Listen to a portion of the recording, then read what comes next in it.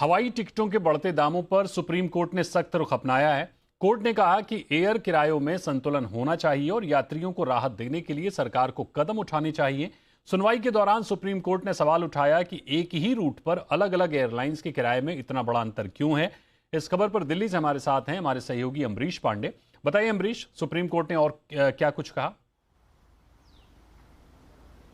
एक याचिकाकर्ता एस लक्ष्मी नारायण, उनकी याचिका पर सुनवाई करते हुए सुप्रीम कोर्ट ने कहा कि हमने ये नोटिस किया है और याचिकाकर्ता ने भी ये साफ कहा है कि एक ही रूट पर अलग अलग एयरलाइंस अलग अलग किराए एक ही दिन पर एक ही समय पर लेती हैं।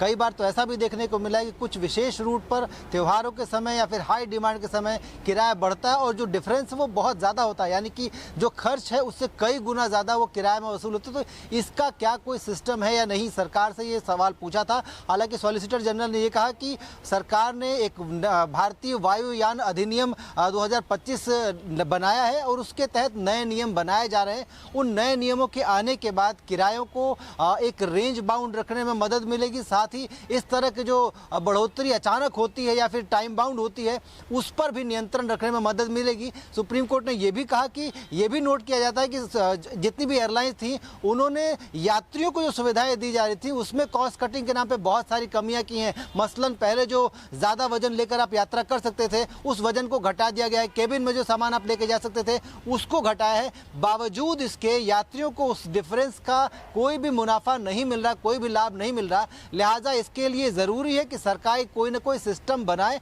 और वो सिस्टम जल्द से जल्द सार्वजनिक किया जाए ताकि लोगों को एयरलाइंस जो गुमराह करके लूट रही हैं उस लूट को रोका जा सके। जी बिजनेस ने भी इससे पहले कई बार इस तरह के शोज किए हैं जहां ये साफ तौर पर कहा है कि एयरलाइंस की जो लूट है उस पर कंट्रोल करने की जरूरत है। किराए बेतहाशा बढ़ते हैं जिसके पीछे कोई जेन्युइन रीजन नहीं है। एटीएफ जो दाम के एटीएफ की वजह से जो किराए बढ़ रहे थे उसके बाद उन पे उन्होंने सरचार्ज लगाया था, लेकिन बाकी जो चीजें हैं उस पर अभी भी न सरकार का कोई नियंत्रण है ना कोई ऐसी मॉनिटरिंग है जो कंट्रोल कर सके या फिर बता सके कि आखिर क्यों ये किराया बढ़ना इतना जस्टिफाइड है। लिहाजा डिमांड और सप्लाई का जो अंतर है इसको कम करने की जरूरत है और किराए को एक रेंज बाउंड रखने की जरूरत है ताकि कोई भी कभी भी इमरजेंसी के दौरान या फिर प्लान तरीके से भी अगर कहीं जाता है तो उसे पता रहना चाहिए कि इस रूट पर मैक्सिमम किराया कितना होगा और न्यूनतम किराया कितना हो सकता है। सुप्रीम कोर्ट ने मामले की सुनवाई के लिए अगली तारीख जो है वो जुलाई 13 को निश्चित की है। तब तक सरकार से कहा है कि वो इस मामले पर अपनी क्या तैयारियां हैं और जो नया नियम बन रहा है वो किस तरीके से काम करेगा